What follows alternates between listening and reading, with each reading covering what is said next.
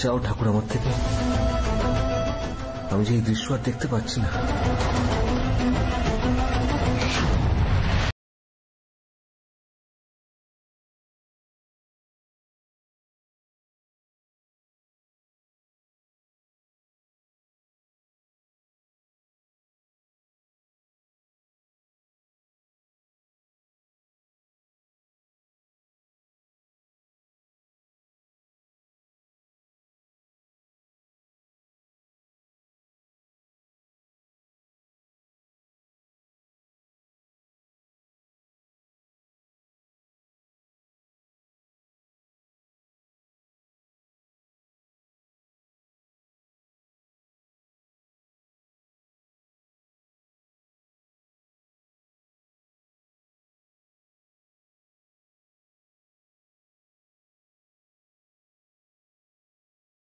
দাঁড়াও।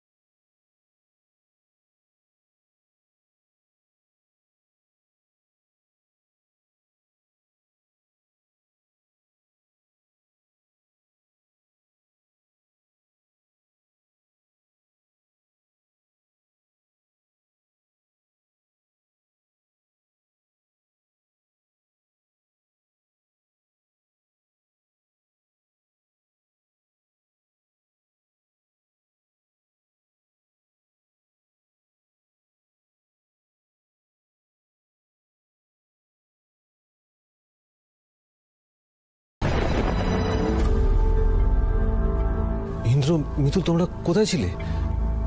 আর ইনিই বা কে? আরে বল, কোথায় ছিলি দাদা ভাই? মাই গড, অহনা! ইন্দ্র, কোথায় ছিলিস তোরা? এই মেয়েটিকে? রনো, এই মেয়েটা এখানে এলো কি করে? তুমি যে বলেছিলে ওকে নাকি সেফ জায়গায় লুকিয়ে রেখেছ, তাহলে মিতুল কি করে খুঁজে পেল ওকে? আমি জানি না অনুরাধা।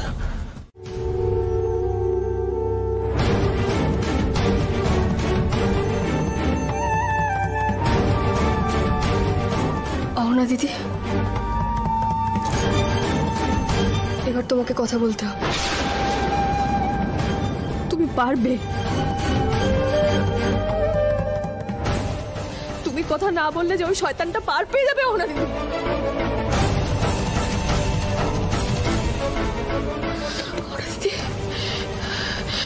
অহনা দিদি, কথা বলো।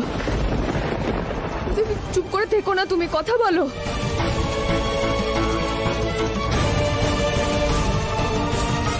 মা, মা তুমি বলো, মা তুমি বলো, নির্দ্বিধায় বলো।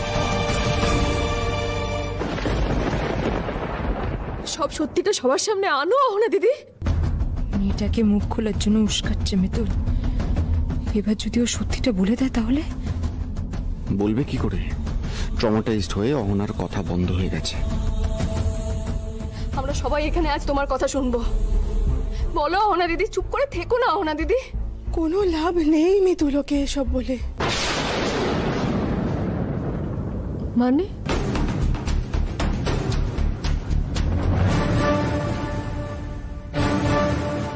জানোয়ারটার কাছ থেকে আঘাত পেয়ে আমার মেয়ে সুইসাইড করতে গিয়েছিল।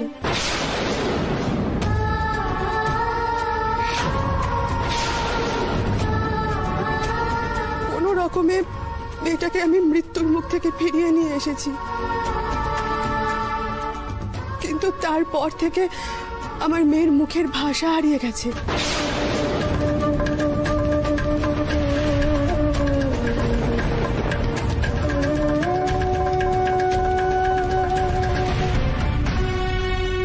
তারপর থেকেই আমার মেয়ে আর একটাও কথা বলেনি।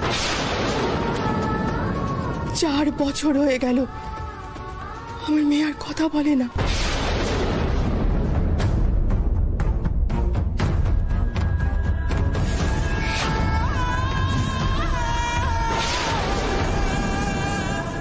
এসব আপনি কি বলছেন? আপনি তো এসব কথা আগে বলেননি। বলার মতো তো পরিস্থিতি তৈরি হয়নি বাবা। ভেবেছিলাম যে আমাকে আর আমার মেয়েকে এই অবস্থায় দেখে, আমাদের দুরবস্থা দেখে এই জানোয়ারটা সবকিছু স্বীকার করবে।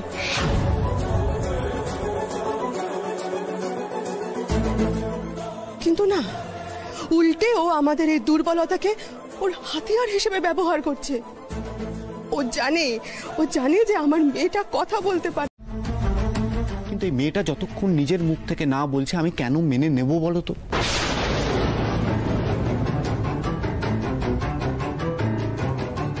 ওর যদি আমি এতটাই খারাপ করে থাকি, অন্তত সেই সময় গিয়ে ও একটা পুলিশ কমপ্লেন করতে পারতো। কই দেখা, আমার নামে অন্তত একটা রিপোর্ট দেখা।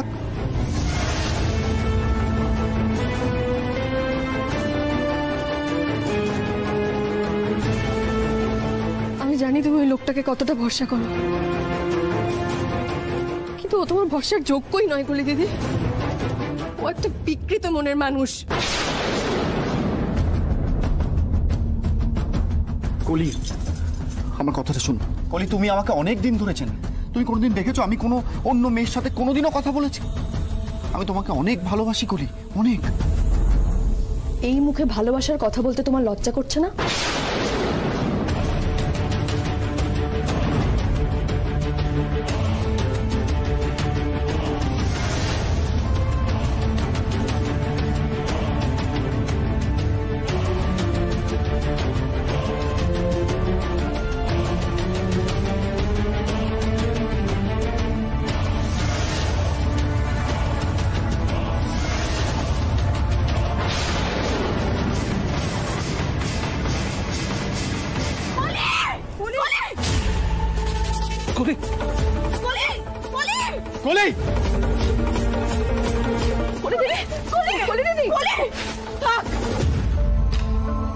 তুই যে এত বড় বড় কথা বলছিস, তোর কাছে কোনো প্রমাণ আছে?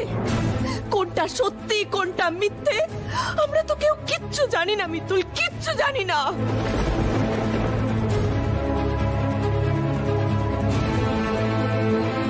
একেবারেই তাই। আচ্ছা সুমি, এত লোকের মেয়ের বিয়ে হয়, সুষ্ঠুভাবেই তো বিয়েটা হয়। আমাদের মেয়ের ওপর এরকম হচ্ছে কেন বলো তো?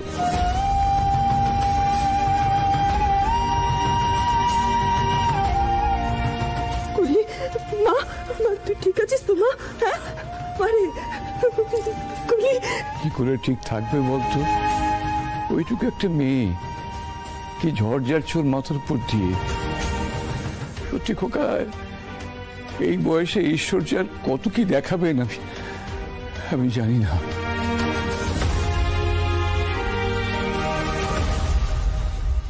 তোমার কি সত্যি মনে হয় আমি জেনে বুঝে তোমার এত বড় ক্ষতি করব? তুমিও কি মনে করো গলি দিদি?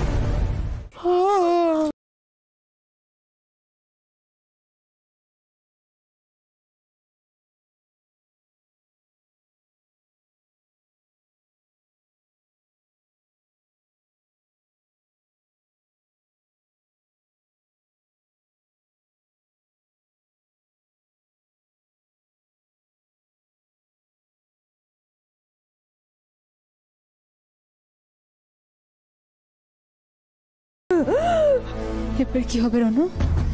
মেয়েটা তো কথাও বলে ফেললো। আমি জানি না অনুরাধা, আমি কিচ্ছু জানি না, কিন্তু যাই হোক না কেন আমি আর তুমি যেন কোনোভাবে এর মধ্যে না ফাঁসি। ওকে বিয়ে করো না বোন,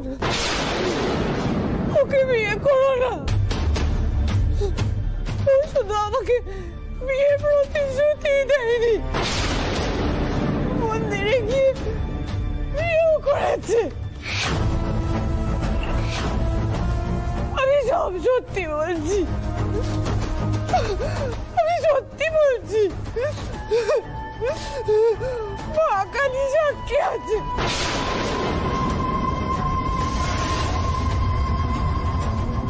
ভয় পেও না অনা দিদি, অনেকদিন চুপ করে থেকেছ, আর না। বলো তুমি কি বলছিলে, বলো। লজ্জা, লজ্জার কথা। লজ্জা তোমার নয় অনা দিদি, যদি লজ্জা হওয়ার কিছু থেকেই থাকে সেটা অনির্বাণ দাদার। বলো। ভয়ও দেখালো, বললো এই কথাটা যদি কেউ ঘুণাক করেও জানতে পারে তাহলে না কেউ সবার কাছে রটিয়ে দেবে যে আমি আমি নাকি নষ্ট মেয়ে।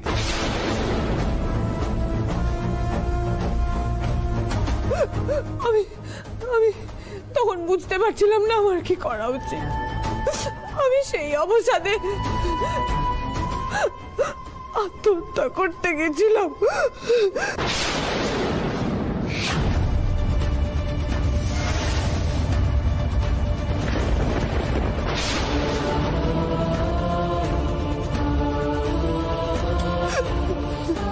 শক্ত হও না দিদি, আমি বুঝতে পারছি তোমার খুব কষ্ট হচ্ছে, কিন্তু তোমাকে এখন শক্ত থাকতে হবে। অহনা, তুমি তোমাদের বিয়ের কোনো প্রমাণ দেখাতে পারবে? হ্যাঁ পারবো। কালী মন্দিরে এখনো আমাদের বিয়ের নথিপত্র আছে।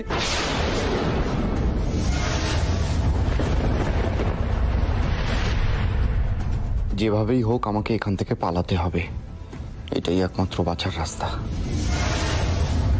এই ছেলেটা খুব সাংঘাতিক।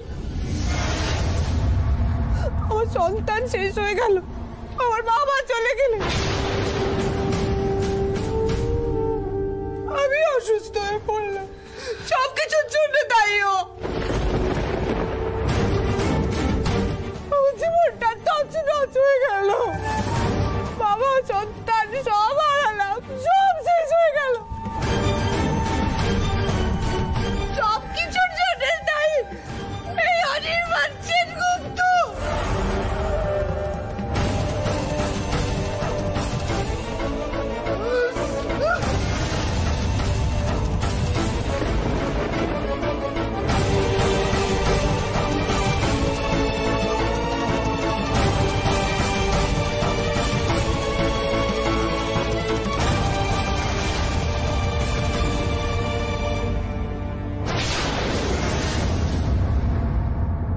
কোথায় পালাচ্ছিস?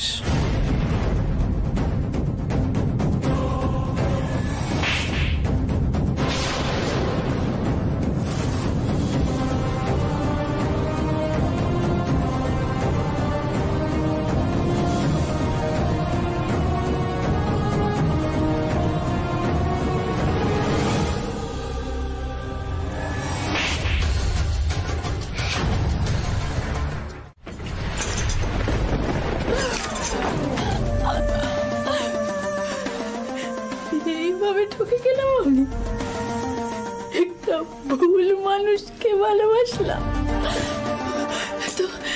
তো পড়াশোনা শিখে আমি কি করলাম? একটা মিথ্যেবাদীকে ভালোবাসলাম। কেন আমি এটা করলাম? মিথুন বারবার সাবধান করেছি, বারবার। তবু আমি ওকে অবিশ্বাস করেছিলাম। ওর একটা কথাও শুনলাম না আমি, একটা কথাও না। আমার জন্য আমার বাড়ির প্রত্যেকটা মানুষ অপমানিত হচ্ছে। আমার নিজের উপর ঘৃণা লাগছে, আমি ঘৃণা লাগছে, আমি কি করে এটা কলি দিদি,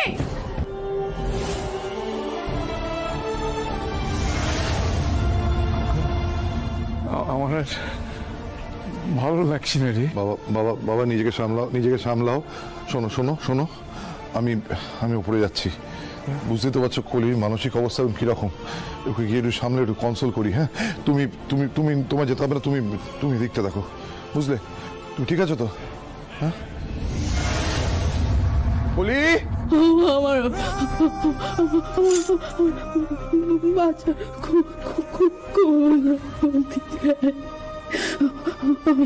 আমি বাঁচব না, আমি বাঁচব না, আমি কেন বাঁচব, আমি বাঁচব না, বাঁচব না,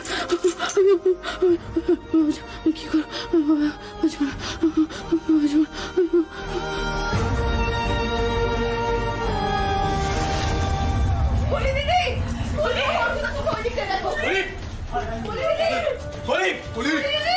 কোথায় রে মা তুই? কলি, কলি দিদি,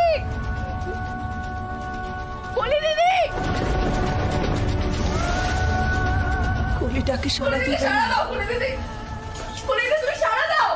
কলি ডাকে সাড়া দেবে না।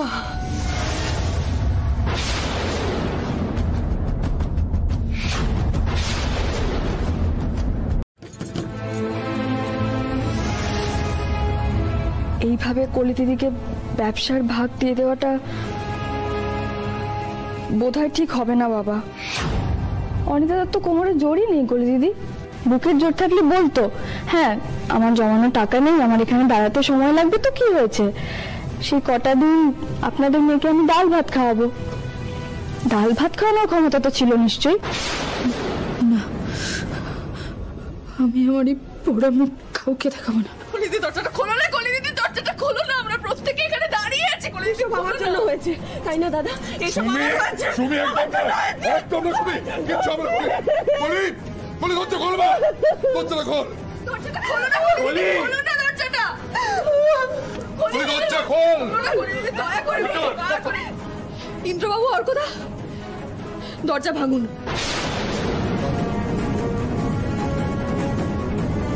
দরজা ভাঙুন আপনারা।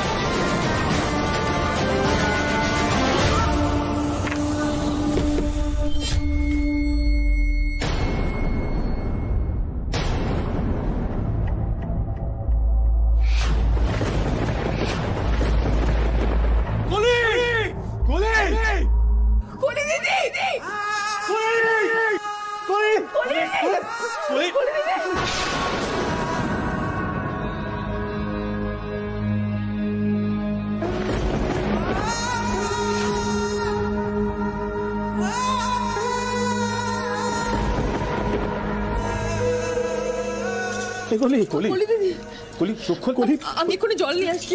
হ্যাঁ, কলি, কলি।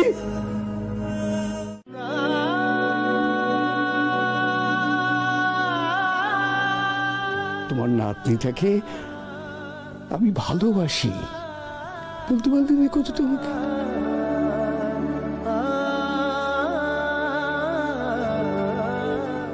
টাকা আমার দিকে, টাকা আমার দিকে।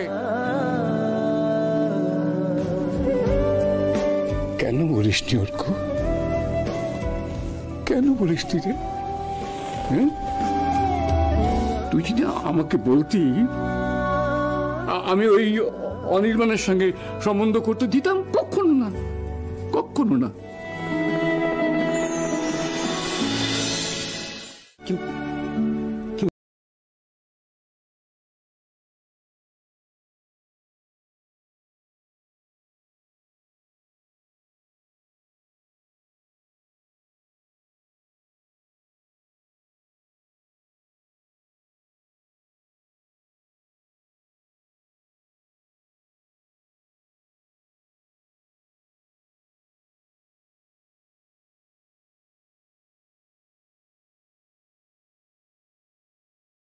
বললি না মা?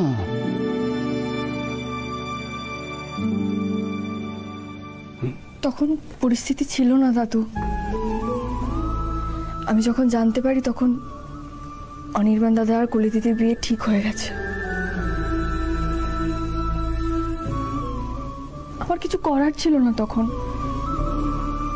সবাই এমনিতেই আমাকে ভুল বুঝছিল। তার মধ্যে তখন যদি আমি বলতাম যে অর্কদা কলি দিদিকে ভালোবাসে, সবাই ভাবতো অনির্বাণ দাদা আর কলি দিদির বিয়েটা আমি চাই না, সেই জন্য বলছি। আমি ভয় পেয়েছিলাম দাদু।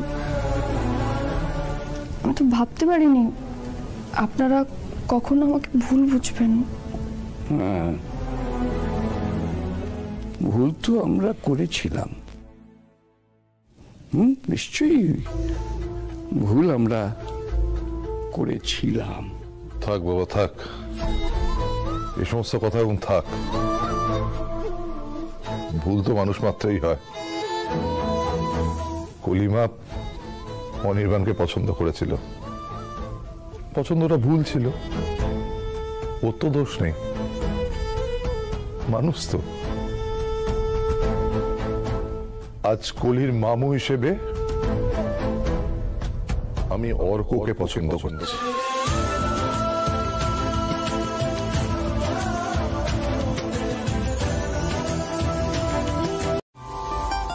কিসের মত?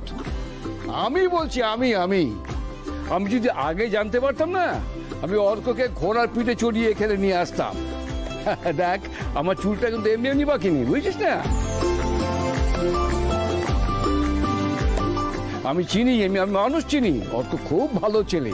তবে হ্যাঁ, তবে খারাপ লাগে বলতে যে আমাদের বাড়িতে এত কিছু ঘটনা ঘটে গেল, সেটা আমরা ধরতে পারলাম না। কেন সুমি, তুই কি বলছিস বল?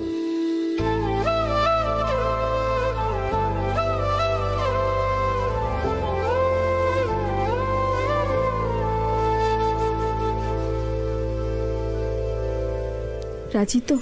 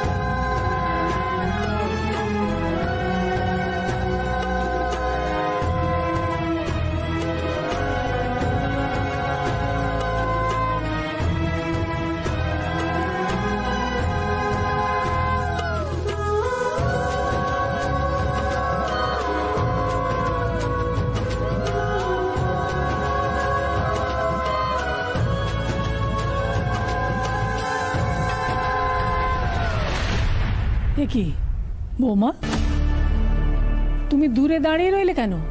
এসো, আশীর্বাদ করো।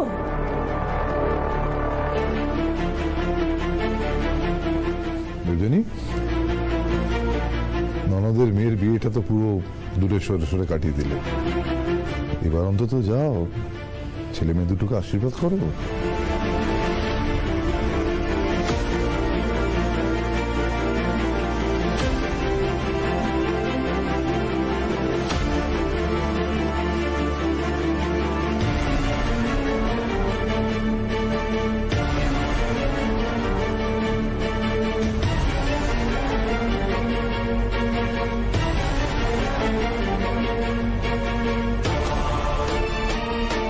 সুখে থাকো বাবা, ভালো থাকো।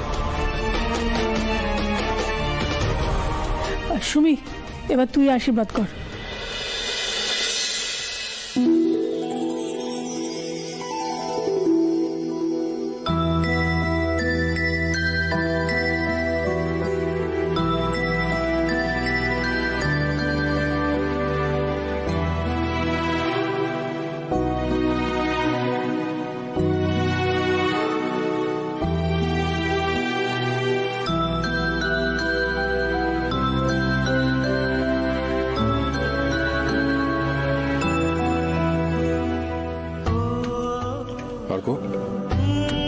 তুই তো আমার বন্ধু, তোকে কি আশীর্বাদ করব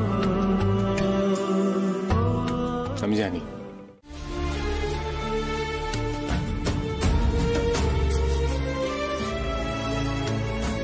পিসিমণি, এই বাড়িতে বিয়ে হয়ে আসার পর তুমিই তো আমাকে বুঝিয়েছো বিয়ের পর মেয়েদের জীবনে অনেক পরিবর্তন ঘটে, সেগুলোকে মানিয়ে নিতে হয়। দেখো, তোমার কথা শুনে আমি তো মানিয়ে নিয়েছি, আমি তো সুখীও হয়েছি। বলো, আমি যদি মানিয়ে নিতে পারি তাহলে কলি দিদি কেন পারবে না?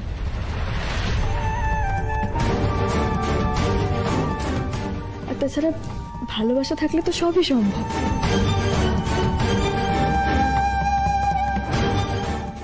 অর্কদা কলি দিদিকে ভালোবাসে, খুব ভালোবাসে।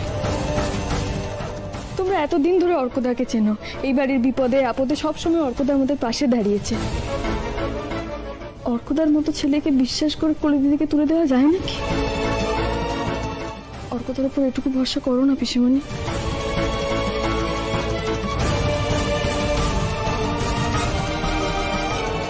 কলিও আমার কাছে যেমন ইম্পর্টেন্ট, আমার মাও ঠিক ততটাই ইম্পর্টেন্ট আমার কাছে। মা ভুল বুঝলে সেটা কখনোই ভালো হবে না। প্লিজ তোমরা আমাকে কেউ আটকেও না, আমাকে কলিকে নিয়ে যেতে দাও প্লিজ। পিসিমণি, কলি দিদি ভালো থাকবে অর্কদার সঙ্গে, আমি তোমাকে বলছি।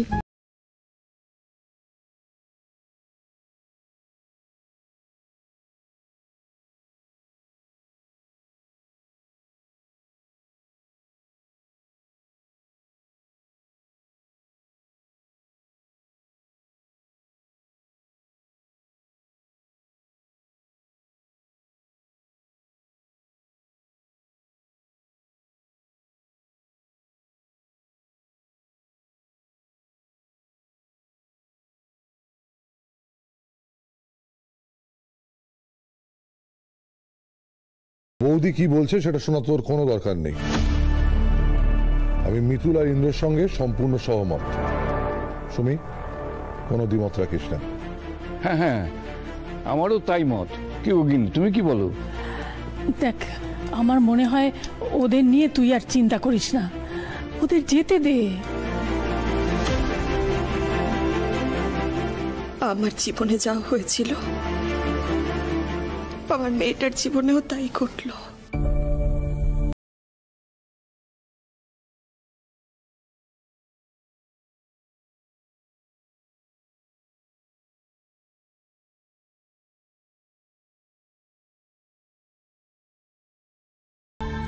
তাই আমি আশা করব তুইও আমার মেয়েটাকে সুখী রাখবি।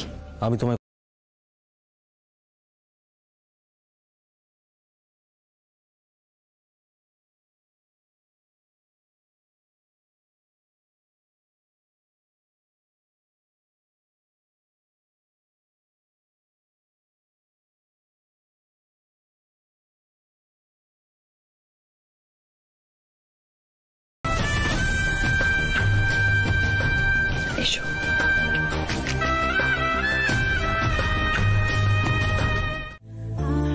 ওইটুকু একটা বাচ্চা মেয়ে একজনকে ভালোবেসে বিয়ে করতে যাচ্ছিল, সংসার পাততে যাচ্ছিল, সেখানে বাধা পড়েছে, আবার আরেকজনের সঙ্গে বিয়ে হয়েছে।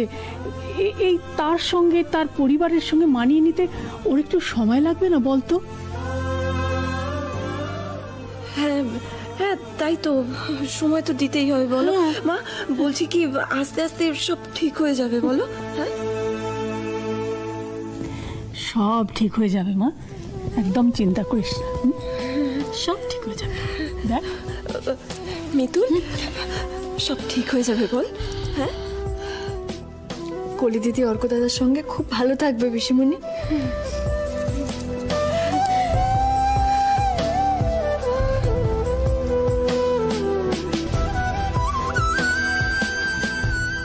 কাল ওদের ফুলসজ্জা,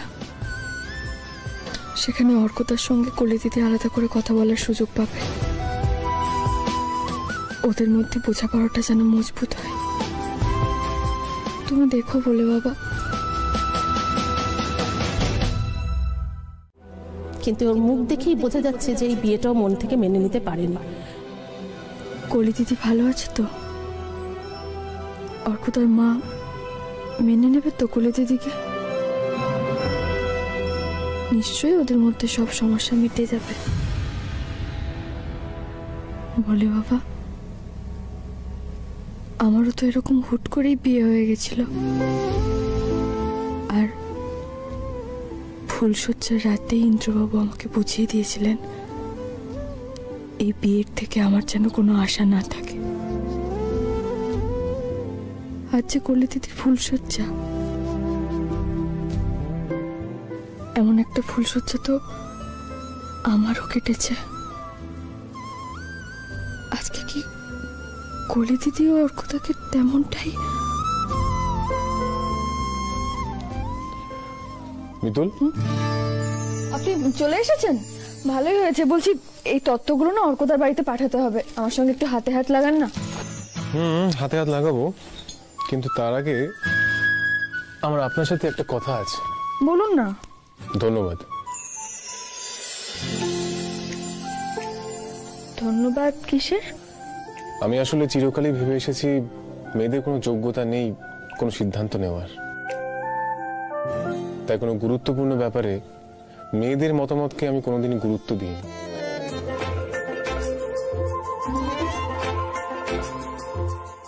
আপনাদের মধ্যে কথা বলা কেউ নেই? অ্যাকচুয়ালি আমি সিরিয়াস ম্যাটারে মেয়েদের মতামত নিই না। কি আপনার নিশ্চয়ই পুরনো কথা মনে পড়ে গেছে? হ্যাঁ, ওটা পুরনো কথা, তবে নতুন কথাটা এখন আপনাকে বলব।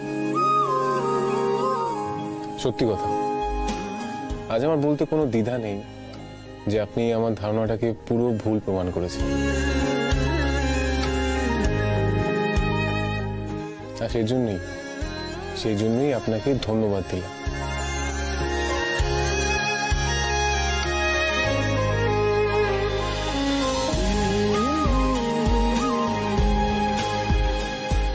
আমি ঠিক শুনছি? ইন্দ্রবাবু এত বড় কথাটা আমায় বললেন?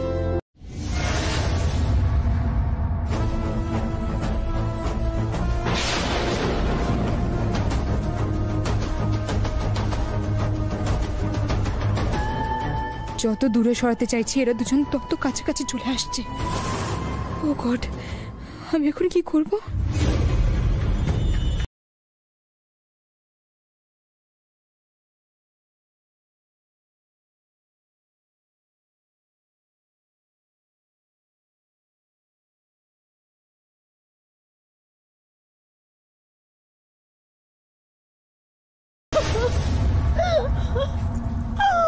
অনুরাধা দিদি,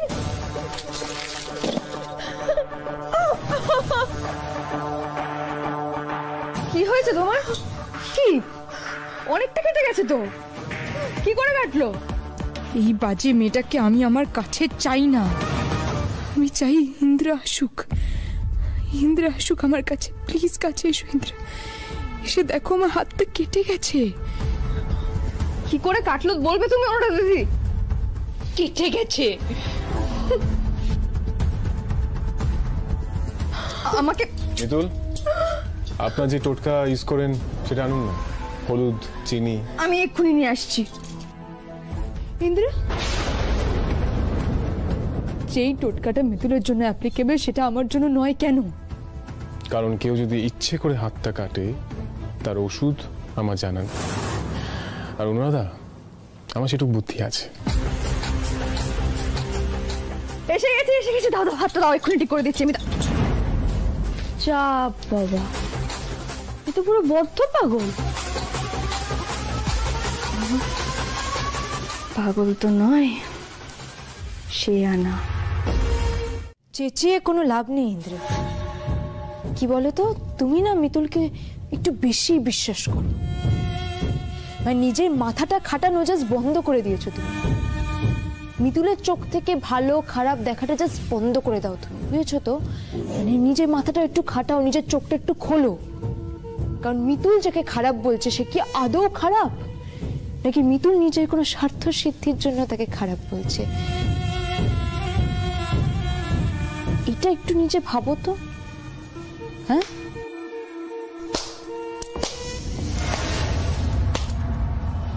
একদম ঠিক বলেছো তুমি ইন্দ্রবাবু। আপনি কিন্তু একদম আমার কথা বিশ্বাস করবেন না, সত্যিই তো। আমি যদি বলি যে কেউ খারাপ, সে যে খারাপই হবে তার কি মানে আছে? আমি তো মিথ্যে কথাও বলতে পারি। ঠিক কথাই বলেছো অনুরাধা দিদি। এই যেমন অনুরাধা দিদি অনির্বাণ দাদার বন্ধু, বহুদিন ধরে অনির্বাণ দাদাকে চেনে। তাও এত বছর ধরে চেনার পরও সব কর্মকাণ্ড আমাদের থেকে চেপে গেল। কি চেপে গেল তো? কিন্তু এর থেকে তো এটা প্রমাণ হয় না যে অনুরাধা দিদি আর অনির্বাণ দাদা দুজনে মিলে চক্রান্ত করে এসব করেছে। সত্যি আপনি আমার কথাটা ভেবে দেখুন। এরকম করে আমি যা বলবো সেরকম শুনে নেবেন না, আপনারা সবাই ভাবুন, যাচাই করুন, বিচার করুন।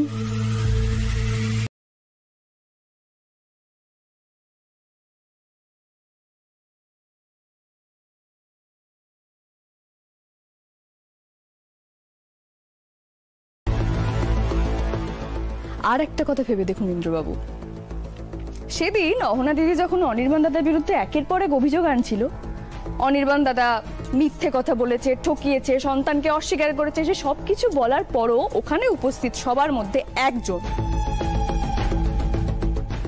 শুধুমাত্র একজনই কিন্তু অনির্বাণ দাদার হয়ে কথা।